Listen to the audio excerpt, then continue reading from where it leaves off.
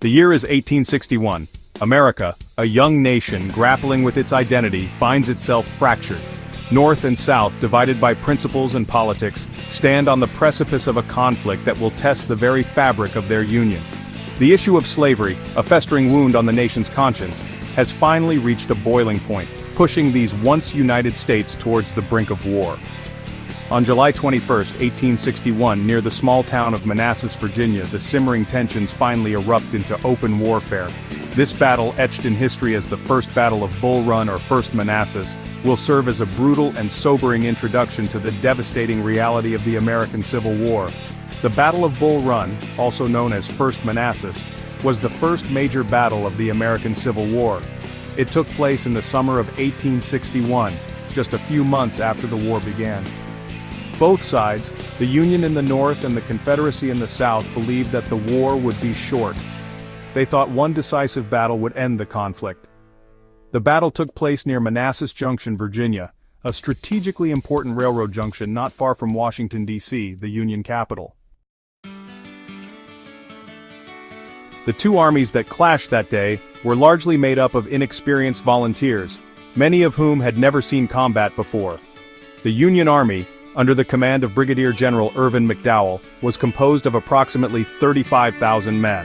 The Confederate Army, commanded by Brigadier Generals P.G.T. Beauregard and Joseph E. Johnston, numbered around 32,000.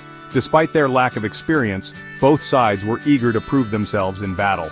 The early hours of the battle saw the Union Army push forward, seemingly gaining the upper hand. Cheering crowds from nearby Washington, expecting a swift Union victory, had even come to picnic and watch the spectacle.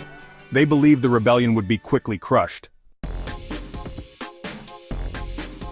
However, the battle soon descended into chaos. The Confederates, bolstered by reinforcements, launched a fierce counterattack. The fighting was intense and bloody, with both sides suffering heavy casualties. The roar of cannons, the rattle of musket fire, and the cries of the wounded filled the air.